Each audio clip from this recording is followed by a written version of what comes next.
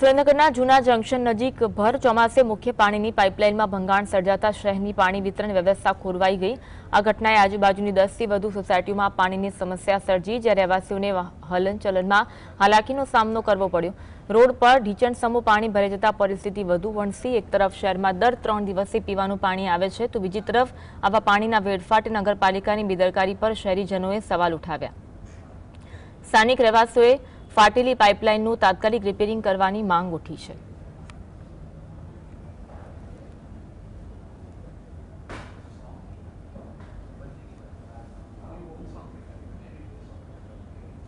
વિસ્તારમાં 7000 પબ્લિક રહે છે, બરોબર। પીવાના પાણીની લાઈન, મેન લાઈન જીસીબી દ્વારા તોડી નાખવામાં આવી, આ ગટરો બનાવવામાં આવી, એના કારણે મેન લાઈન તૂટી ગઈ છે।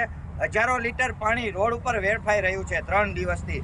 છતાં આ વિસ્તારમાં કોન્ટ્રાક્ટર, એન્જિનિયર, મહાનગરપાલિકાના કોઈ પણ ધ્યાનમાં લેવામાં નથી આવી રહ્યું, નથી કોઈની રજૂઆત સાંભળી રહ્યા, નથી કોઈ જાતનું ધ્યાન આપી રહ્યા। તમે વિચારો કે હજારો લીટર પાણી રોડ ઉપર જઈ રહ્યું છે।